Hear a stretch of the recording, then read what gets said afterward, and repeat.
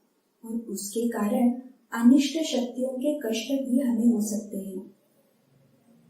और ये जो कृत्रिम शीतपेय हम पीते हैं, उसका सबसे पहला और बहुत ही बड़ा जो दुष्परिणाम है वो क्या है? तो कृत्रिम शीतपेयों के कारण दांत और अस्थियां दुर्बल बनती है। बच्चों, हम सभी के शरीर में हड्डियां होती है ना, तो मनुष्य के लगभग 30 वर्ष आयु तक ये हड्डियां जो है तो ये बढ़ती है, परंतु उसके उपरांत हड्डियां बनने का जो प्रक्रिया रहती है तो वो समाप्त हो जाती है। और फिर क्या होता है? तो फिर हम जो भी कुछ खाते हैं उसकी जो आम्लता रहती है उसके कारण ये हड्डियां दुर्बल होने लगती है। ध्यान में आया ना? तो ये हम जब कोल्ड ड्रिंक पीते हैं तो उसमें क्या होता है आपको पता है क्या? उसमें बहुत बड़ा जीवन सत्व है, कुछ तो खनिज द्रव्य है अच्छे अच्छे, जिससे हमारे शरीर का पोषण होता है। ऐसे किसी ने सुना है क्या कभी? नहीं ना? क्योंकि इन कृत्रिम शीतपेयों में ऐसा कुछ भी नहीं होता। उनमें केवल शर्करा यानी ग्लूकोज रहता है और कुछ तो कार्बोलिक अम्ल और अन्य बहुत सारे रसायन रहते हैं। तो ये सभी तो हमारे शरीर के लिए हानिकारक ही होते हैं। और दूसरा महत्वपूर्ण सूत्र, और बच्चों, हम जब कोल्ड ड्रिंक पीते हैं तो वो कैसे पीते हैं? ठंडा ठंडा अच्छा लगता है ना हमें। और हमारे शरीर का जो तापमान है वो कितना रहता है? तो हमारे शरीर का तापमान साधारणतः जो रहता है वो 37 डिग्री सेल्सियस रहता है। और फिर हम जो शीत पेय पीते हैं उसका तापमान तो कितना कम होता है ना, कभी कभी तो 0 डिग्री सेल्सियस से भी वो कम रहता है। तो हमारे शरीर का तापमान और इस शीत पेय का तापमान, इनमें जो ये तफावत है उसके कारण क्या होता है? तो हम जब ऐसा ठंडा ठंडा कोल्ड ड्रिंक पीते हैं तो उसका परिणाम हमारे पाचन शक्ति पर होता है। और फिर हम जो भी खाते हैं उसका अच्छे से पचन नहीं होता, और उसके साथ ही उससे जो भी वायु आता है, दुर्गंधी आती है, तो वो सारा हमारे मुख में रहने के कारण बहुत से जो रोग रहते हैं, बीमारियां रहती है, तो वो उत्पन्न होती है। तो सभी के ध्यान में आ रहा है ना? अब इसके लिए और एक जो प्रयोग किया था वो आपको बताती हूँ।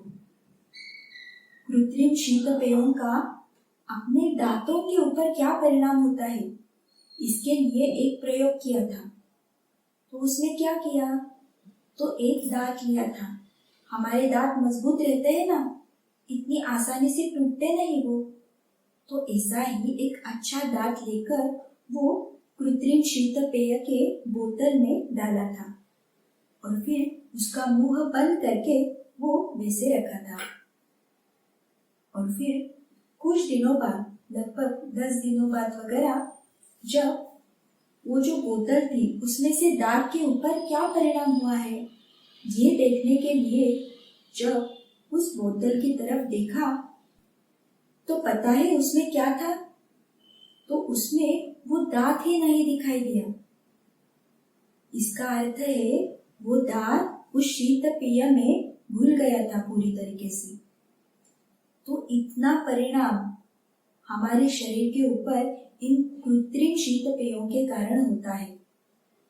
तो दांत तो कितने कठिन रहते हैं, इतने कठिन वस्तु पर भी इतना परिणाम होता है।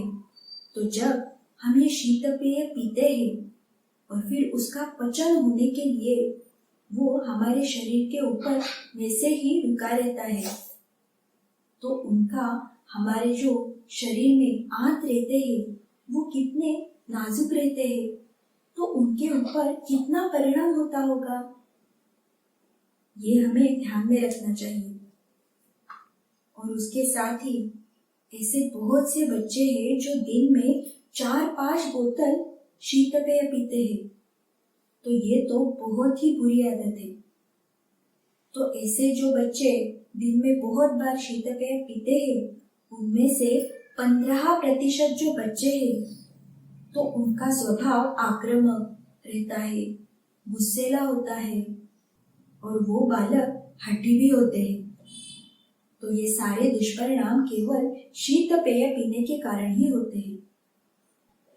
कृत्रिम शीतपेय का और क्या परिणाम है? तो बच्चों, सबसे पहले तो ये जान लो कि ये कृत्रिम शीतपेय कोई तो स्वार्थी लोगों ने अपने स्वार्थ के लिए ही निकाला है। और ये कृत्रिम तरीके से बनाते हैं ना, इसमें नैसर्गिक या अच्छा पोषण मूल्य कोई भी नहीं रहता। हमें वो दिखने में अच्छा लगता है, उसके जो विज्ञापन यानी एडवर्टाइज हम टीवी पे देखते हैं, उसी के कारण हम प्रभावित हो जाते हैं। परंतु ये सभी मायावी रहता है, बहुत ही रजतमात्मक ऐसा ये रहता है, यानी बहुत बुरा रहता है। और उसी के कारण हम उसके माया जाल में फंस जाते हैं और हमें लगता है ये बहुत अच्छा है, ये पीने से हमें अच्छा लगेगा, ऐसे हमारे मन में विचार आते हैं। तो ये शीतपेय पीने से हमारे शरीर के ऊपर क्या परिणाम होता है? तो हम जब शीतपेय पीते हैं तो हमें बहुत अच्छा लगता है, हमें कुछ तो उत्साह मिला है, ऊर्जा प्राप्त हुई है, ऐसे हमें लगता है। और ये पेय उत्तेजित होने के कारण हमारा शरीर और अधिक क्रियाशील बन जाता है। इस शारीरिक परिणाम के साथ ही मानसिक स्तर पे भी ऐसे ही होता है। ये उत्तेजित द्रव्य होते हैं ना, तो हमारे मन को भी अच्छा लगता है और उसमें वो जो मायावी शक्ति रहती है, नकारात्मकता रहती है, उसके कारण उसका जो स्वाद है तो वो हमें बहुत अच्छा लगता है और फिर बार बार हम कोल्ड ड्रिंक पिए, ऐसी इच्छा हमारे मन में निर्माण होती है। परंतु ये सभी बातें सत्य नहीं है, क्योंकि हमने पहले देखा है ना कि ये सारे शीतपेय पीने के कारण कितने दुष्परिणाम हमारे शरीर पर होते हैं, हमारे स्वभाव पे भी होते हैं। तो ये हमें ध्यान में रखना चाहिए। तो बाल मित्रों, ये जो कृत्रिम शीतपेय है, ये पीने के बजाय हम क्या पी सकते हैं? तो हम गन्ने का जूस पी सकते हैं, फलों का ताजा ताजा रस पी सकते हैं, छाछ पी सकते हैं, दूध पी सकते हैं। इससे हमारा जो शरीर है वो बलवान हो सकता है, हमें पोषण मूल्य मिलेगा, शरीर को ऊर्जा मिलेगी। तो सभी बच्चे अब अभी मैंने जो बताए वो अच्छे अच्छे नैसर्गिक फलों के जो रस रहते हैं वो पिएंगे ना, और कृत्रिम शीतपेयों के जो दुष्परिणाम है वो हमें निरंतर ध्यान में रखना होगा। इसलिए अब हम निरंतर हमारा शरीर स्वस्थ रखने के लिए, हमारे शरीर के लिए जो हितकारी है, ऐसे ही जो रस है, ऐसे ही जो द्रव्य है वो हम लेंगे। ठीक है ना? सभी के ध्यान में आया आज का विषय? बाल मित्रों, हमने आपको सनातन प्रभात पढ़ने के लिए कहा था।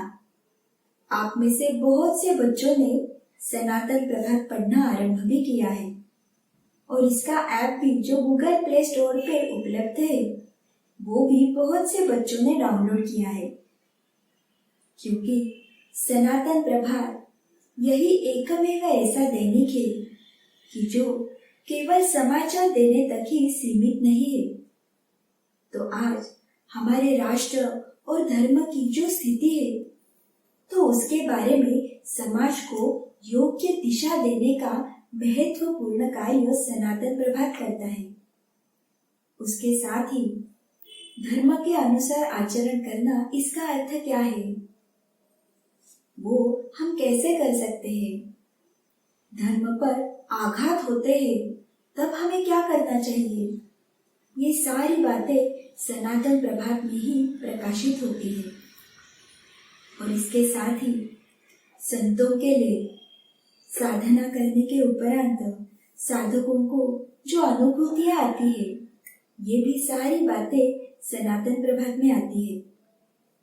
तो अब जो बच्चे सनातन प्रभात पढ़ रहे हैं और उन्हें उसका लाभ हो रहा है, वो और एक कदम आगे बढ़ेंगे।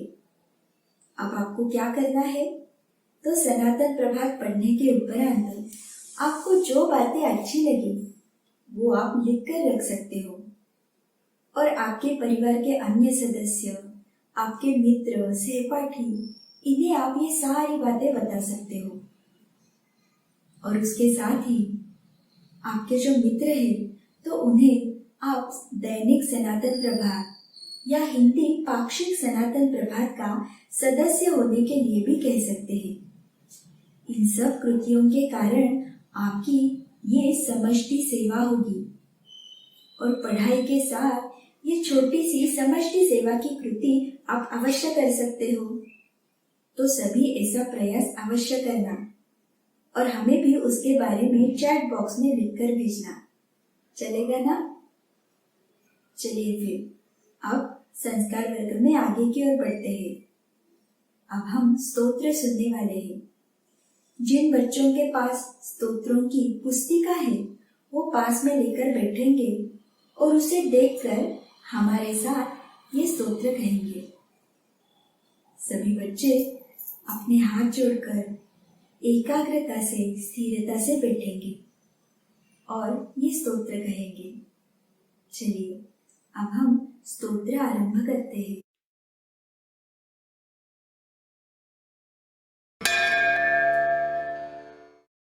श्री गणेशाय नमः। नारद उवाच प्रणम्य शिरसा देवं गौरीपुत्रं विनायकं भक्तावासं स्मरे नित्यं आयुः कामार्थसिद्धये। प्रथमं वक्रतुण्डं च एकदन्तं द्वितीयकं तृतीयं कृष्णविङ्गाक्षं गजवक्त्रं चतुर्थकं लम्बोदरं पंचमं च षष्ठं विकटमेव च सप्तमं विघ्नराजेन्द्रं धूम्रवर्णं तथाष्टमं नवमं भालचन्द्रं च दशमं तु विनायकम् एकादशं गणपतिं द्वादशं तु गजाननं द्वादशैतानि नामानि त्रिसन्ध्यं यः पठेन्नरः न च विघ्नभयं तस्य सर्वसिद्धिकरं प्रभो। विद्यार्थी लभते विद्यां धनार्थी लभते धनं पुत्रार्थी लभते पुत्रान् मोक्षार्थी लभते गतिं। जपेत् गणपतिस्तोत्रं षड्भिर्मासैः फलं लभेत संवत्सरेण सिद्धिं च लभते नात्र संशयः। अष्टभ्यो ब्राह्मणेभ्यश्च लिखित्वा यः समर्पयेत् तस्य विद्या भवेत् सर्वा गणेशस्य प्रसादतः। इति श्रीनारदपुराणे संकष्टनाशनो गणेशस्तोत्रं सम्पूर्णम्।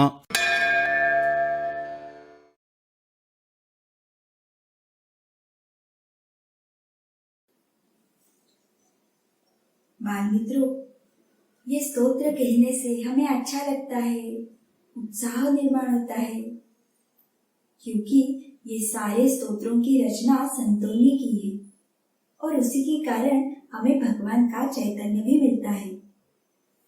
और अब तो आपके पास सनातन संस्था निर्मित सनातन चैतन्य वाणी ऑडियो ऐप भी उपलब्ध है। ये ऐप आप गूगल प्ले स्टोर से डाउनलोड कर सकते हो। इस ऐप में जो भी श्लोक, स्तोत्र है, वो सारे एक बार डाउनलोड करने के बाद बिना इंटरनेट के भी आप सुन सकते हो और पढ़ भी सकते हो।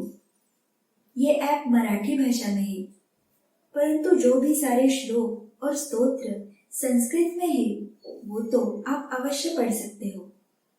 और इसकी विशेषता ये है कि ये सारे स्तोत्र और श्लोक शास्त्र शुद्ध पद्धति से और वैदिक ब्राह्मणों द्वारा उच्चारण किए गए हैं। तो आप सभी बच्चे इसका अवश्य लाभ लेना और घर पे भी ये सारे स्तोत्र, श्लोक, नाम जप अवश्य सुनना। चलिए फिर आज के इस बाल संस्कार वर्ग में हमें कितनी अच्छी अच्छी जानकारी मिली ना। तो ये सब हमें मिलने के लिए भगवान की ही कृपा है। तो हम अब भगवान के चरणों में कृतज्ञता व्यक्त करते हैं।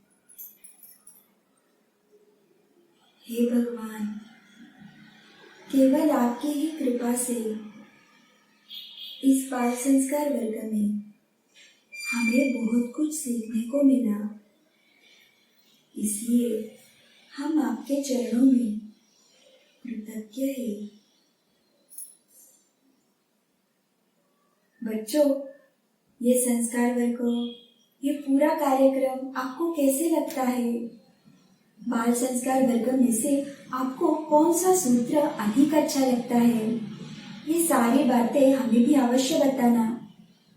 और इसके लिए ऑनलाइन स्क्रीन पे जो तरपट्टी जा रही है वहाँ हमारा संपर्क क्रमांक भी दिया है, आप हमें अवश्य संपर्क करना। और उसी के साथ हमारी जो वेबसाइट है www.balsanskar.com, इसे भी अवश्य भेंट देना। इस वेबसाइट पे ढेर सारी और भी अधिक जानकारी आपको मिलेगी। चलिए फिर आज हमने जैसी कहानी सीखी वैसी ही और एक कहानी सुनने के लिए सभी बच्चे कल भी जुड़ेंगे ना। आज के इस बाल संस्कार वर्ग में हम यहाँ पर ही रुकने वाले हैं। कल फिर से एक नए विषय के साथ पुनः शाम को ठीक 6 बजे हम मिलेंगे।